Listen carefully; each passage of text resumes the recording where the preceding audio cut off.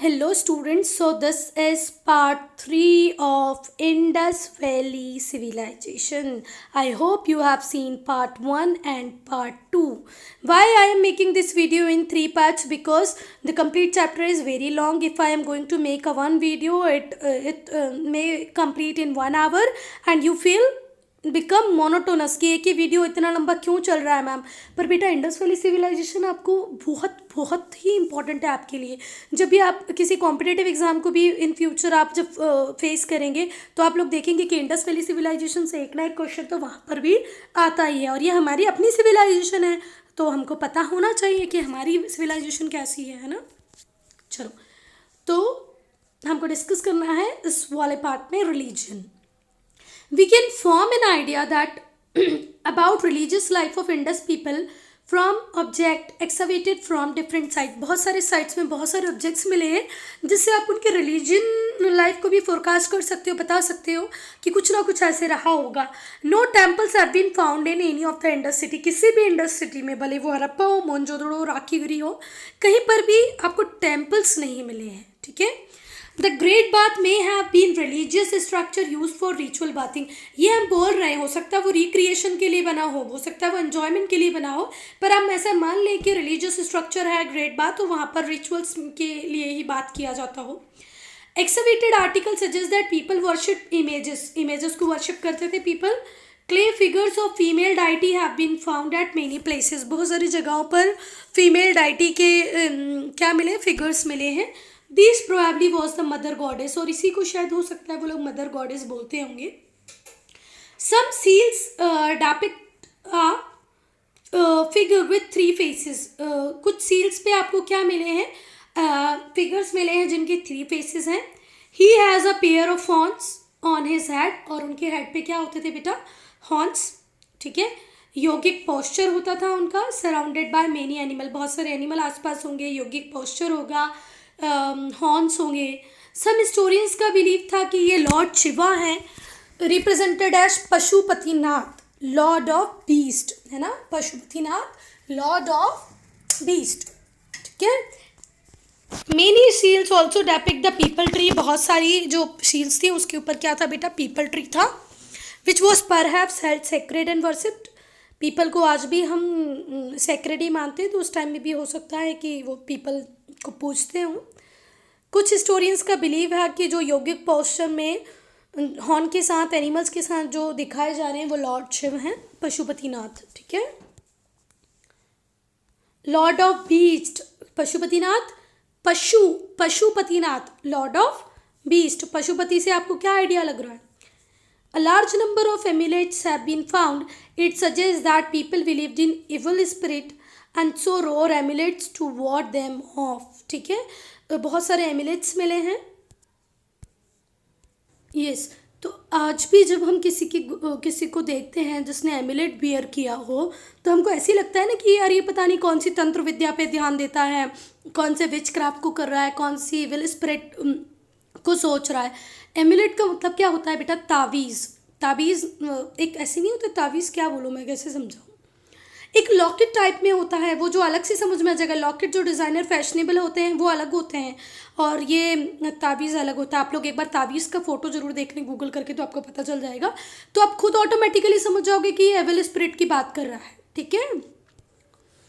कुछ एक्सकवेशन में हमको बहुत सारे आर्टिकल्स मिले हैं जैसे pottery, jewellery, suggesting that people believed in life after death. बहुत सारे एक्सकवेशन हुए ग्रेव्स के, मतलब जहाँ पर हम ह्यूमन बीइंग को बरी करते हैं, उस बरी करने वाले प्लेसेस पे आपको क्या मिली है, स्केलेटन के साथ पोट्री और ज्वेलरी। अब देखो जो ह्यूमन बीइंग था वो तो ख़त्म हो गया उस टाइम में, उसकी बॉडी बिल्कुल क्या कर गई, बैक्टीरिया ने उसको मिट्टी बना दिया, पर वहाँ पर फिर भी आपको क्या मिली, पोट्री और jewellery. It means they were believing in life after death. एक बार ह्यूमन की डेथ हो जाए उसके बाद भी उसको कुछ ना कुछ ज़रूरत पड़ जाएगी पोट्री की, ज्वेलरी की, इसलिए उनको साथ में रख दिया गया। ऐसे होता है क्या है? नहीं होता है। Occupation, when we talk about the occupation of Harappan civilization, they were have different occupation like farmers, weavers, potters, jewelers, metal workers, toy makers, stone cutter, seal cutter, bead maker, boat maker, mason, and trader. These various occupations were there in Harappans. What? Repeat after me. Farmers, weavers, potters, jewelers, metal workers, toy makers, stone cutter, seal cutter, bead maker, boat maker, mason and traders. ठीक है. Yes, students. So one homework is for you. You just read more to know section. I am not going to explain. It is very easy. Nothing complicated is here. You can read it and understand it. So just finish it fast because it is very important for objective type question. Okay. Next topic is agriculture. Agriculture. अच्छा, यहाँ पर कुछ student सोच रहे होंगे ma'am हम हमारे class teacher का तो सुनते नहीं हैं, हम उनका तो होमवर्क करते नहीं हैं, तो आपका होमवर्क तो हम करने नहीं वाले, है ना. पर फिर भी पढ़ोगे, आपका नॉलेज एनहांस होगा बेटा. Agriculture was the main occupation of the people. Obvious सी बात है, वहाँ पर हम लोगों ने देखा मिलेट, राइस, व्हीट सब चीज़ें थी. Toy model of plough has been found. जब आप टॉयज़ की बात कर रहे थे हम लोग, तो टॉय में जैसे बुलक कार्ट था वैसे ही क्या भी था, प्लो, प्लग भी था, है ना. तो इससे पता चलता है कि वो हो सकता है प्लग का यूज़, हम लोग इसको प्लो पढ़ते हैं, कहीं पर ये प्लग है, प्लग का यूज़ करते हो लैंड को टिल करने के लिए. Farmers produce sufficient food to meet needs of all. तभी तो ग्रेनरी बनी, है ना. ग्रेनरी की रिक्वायरमेंट कब आती है हमको? जब हमारे पास सरप्लस प्रोड्यूस हो. इट मीन्स हड़प्पा में सरप्लस प्रोड्यूस हुआ करता था, तभी तो ग्रेनरी बनी. अगर सिर्फ उतना ही फूड होता जिसको हम अभी कंज्यूम कर लें तो ग्रेनरी बनाने की जरूरत नहीं पड़ती, पर वहाँ पर बड़ी बड़ी ग्रेनरीज मिली है. Cattle rearing was practised. Okay, cattle rearing मतलब वो एनिमल को अपने घर में रखते थे. The domesticated kettles like buffalo, ship, goats, बकरी को, भेड़ को, भैंसों को वो लोग अपने घरों में रखते थे, so that they have milk as well as storehouse of protein. कि कई बार अगर क्रॉप फेलियर हो जाए तो हम शिप को एज अ फूड यूज़ कर लें, गोट को एज अ फूड यूज़ कर लें. ठीक है. Animals were perhaps used for milk and meat. Okay, meat का भी एक सोर्स है और मिल्क का भी एक सोर्स है. क्या? Sheep, goat, buffalo. Metal work. The bronze smiths made figurines, tools and weapons. Bronze smith क्या करते थे बेटा? फिगरिंग्स बनाते थे, टूल्स बनाते थे, वेपन्स बनाते थे. जो फिगर आपको जो मैंने होमवर्क दिया है वहाँ पर डांसिंग गर्ल का है, वो मास्टरी दिखाती है कि ब्रोंज में कितने मास्टर थे वो लोग, कि इतना मास्टर पीस विथ आर्टिफैक्ट उन लोगों ने बना दिया. ठीक है.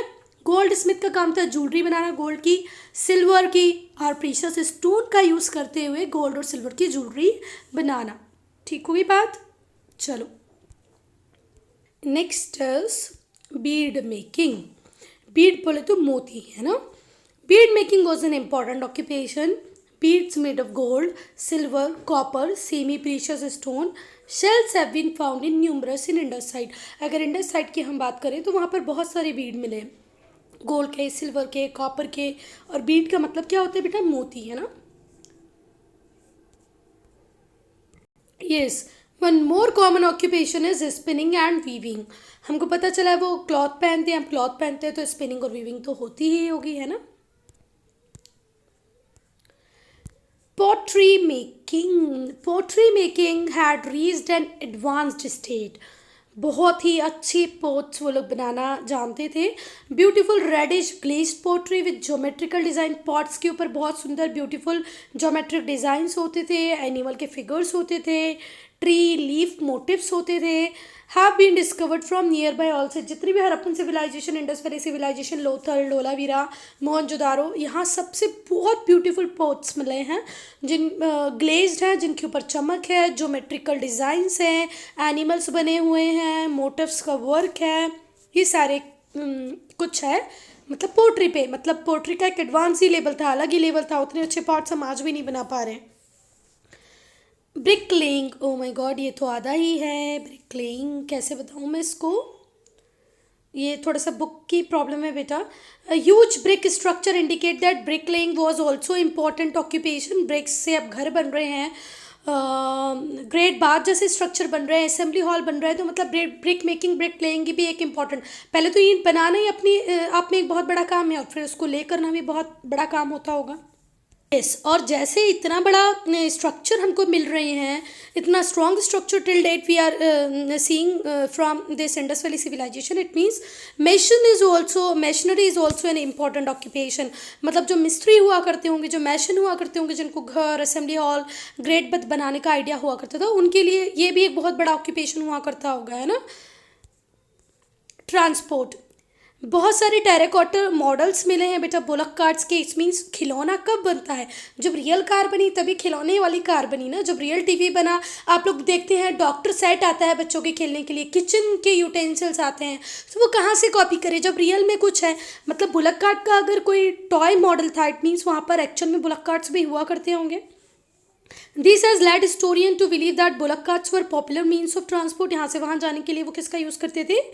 बुलक कार्ट्स का। शिप्स, बोट्स तो वहाँ पे मिली ही हैं, है ना। Trade, so the intelligent people of Indus Valley civilization mastered international trade also. They were having trade relationship with Mesopotamia. Whatever surplus product they have, whatever surplus goods they have, they are going to sell them in another civilization, like the civilization of Mesopotamia, nearby area, or whatever good short supply were there. One particular good is short in supply. They are going to buy it from another areas. While gold was obtained from south India, gold कहाँ से लेते थे ये लोग? South India से लेते थे। Copper, tin and silver कहाँ से लेके आते थे? मेसोपोटामिया से लेके आते थे। पर्शिया, जिसको मॉडर्न डे में हम, मॉडर्न डे का ईरान है, पहले वो क्या हुआ करता था? पर्शिया हुआ करता था। ओमान, अफगानिस्तान, यहाँ से ये लोग क्या लेके आ रहे हैं? Copper, tin, silver. मेसोपोटामिया से, पर्शिया जो नहीं मॉडर्न डे ईरान है, ओमान, अफगानिस्तान। सोचो कि कितने अच्छा इनका इंटरनेशनल ट्रेड रहा होगा कि हर प्रोडक्ट में मास्टरी थी, हर प्रोडक्ट को एक स्पेसिफिक प्लेस से लेके आते थे। ट्रेडिंग लिंक मिले मेसोपोटामिया के साथ, इससे पता चलता है कैसे कि उन लोगों की सील हमारे यहाँ पर मिली है और हमारी सील उनके यहाँ मेसोपोटामियन सिविलाइजेशन में मिली है। और हम लोगों को डॉकयार्ड भी मिला है। कहाँ पर मिला है वो डॉकयार्ड बेटा? लोथल में। लोथल का क्या फेमस है? डॉकयार्ड। इट मीन्स जितना भी इंटरनेशनल ट्रेड होता था वो किसके थ्रू होता था? वाटर रूट्स के थ्रू होता था। वेट मेजरमेंट का एक इंपॉर्टेंट रोल था। ये देखो उस टाइम के वेट मेजरमेंट सिस्टम के equipments. Marked sticks have been found. Sticks mark भी बहुत सारी स्टिक्स मिली जिनके ऊपर मार्किंग है, जिनको ऑब्जेक्ट को मेजर, जैसे एक ये स्टिक है यहाँ पर लिख दिया है 1 2 3, तो ऐसी स्टिक्स का गाय के लिए मेजरमेंट के लिए यूज़ हुआ करता था। बहुत सारे सील्स हमको मिले हैं। सील्स के ऊपर लॉयन गोट, टाइगर, एलिफेंट के फिगर्स हैं। ठीक है, ये सील्स मर्चेंट्स यूज़ करते थे अपने गुड को स्टम्प करने के लिए।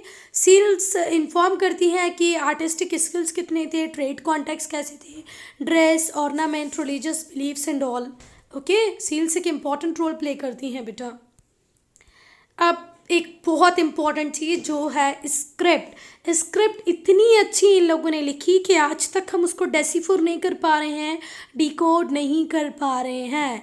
Indus script have been engraved on numerous seals found on various sites. बहुत सारी साइट्स पे बहुत कुछ लिखा हुआ हमको मिला है, पर हम उसको पढ़ ही नहीं पा रहे हैं कि वो क्या लिखा है। बहुत सारे लोग एंड तक जाते हैं कि हाँ ये ऐसे होगा, और फिर बाद में लगता है नहीं, it's a failure. It is the earliest form of writing discovered in India. Indus valley civilization का जो स्क्रिप्ट है वो अर्लीस्ट फॉर्म है इंडियन राइटिंग का।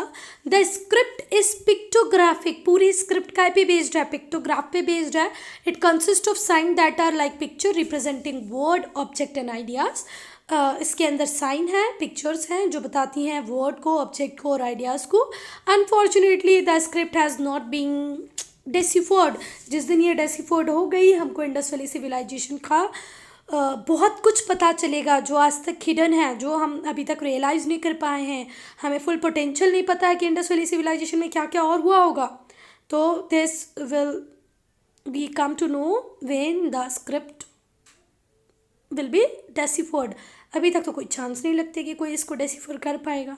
किया तो वेल एंड गुड, हो सकता है इंटेलिजेंट स्टूडेंट्स जो इस वीडियो को देख रहे हो वही बड़े होकर उसको डेसिफर कर दें। यस, अब जो इतनी बड़ी सिविलाइजेशन जिसका इतना अच्छा इंटरनेशनल ट्रेड था, साइंटिफिक थे, हाइजीन का ध्यान रखते थे, क्लीनिनेस का ध्यान रखते थे, उनका डिक्लाइन कैसे हुआ? तो ये भी एक मिस्ट्री है। क्या है बेटा? मिस्ट्री। किसी को भी आज तक पता नहीं चल पाया है कि इंडस वैली सिविलाइजेशन का 100% कोई भी बता नहीं सकता कि कैसे डिक्लाइन हुई। Historians differ regarding the cause that led the decline of Indus Valley civilization. आपस में आज तक हम हमारे व्यू के क्लैशेस ही हैं, हमें पता ही नहीं चल रहा है तो कि कैसे इस सिविलाइजेशन का एंड हुआ. तो अगर हम मोटा मोटा 3 4 5 चीज़ों को ध्यान में रखें तो पहले कुछ लोग, बहुत सारे आर्कियोलॉजिस्ट बोलते हैं कि कोई नेचुरल डिजास्टर आया होगा जैसे अर्थक्वेक, फ्लड और डिसीज़, इससे इंडस वैली सिविलाइजेशन खत्म हो गई. जो सेकंड पार्ट है आर्कियोलॉजिस्ट का, वो बोलते हैं कि रिवर ने अपना कोर्स चेंज किया होगा, तो जहाँ पर पानी की अवेलेबिलिटी थी वहाँ पर लोग सर्वाइव कर पाए और जहाँ से पानी खत्म हो गया लोग सर्वाइव नहीं कर पाए हों. कुछ आर्कियोलॉजिस्ट हिस्टोरियंस का मानना है कि a change in cropping pattern में कोई चेंज आया होगा. ठीक है, जैसे भिराना वगैरह हमसे पता चल रहा है, इस वजह से लोगों की डेथ हुई होगी. Through the civilization ended abruptly it provided us link to the past. अगर हमें पता चल जाए कि कैसे कैसे कब कब क्या क्या हुआ होगा तो हमें बहुत सारी इन्फॉर्मेशन मिल जाएगी, पर टिल डेट हमको ना तो ये पता है कि उनका एंड कैसे हुआ, ये भी एक मिस्ट्री है. हम उनके लैंग्वेज को डिकोड नहीं कर पा रहे हैं, ये भी एक प्रॉब्लम है. तो यहाँ पर ये चैप्टर होता है ख़त्म. तीनों पार्ट आप लोगों को देखने हैं, है ना. कोई प्रॉब्लम है तो कमेंट सेक्शन में लिखना है.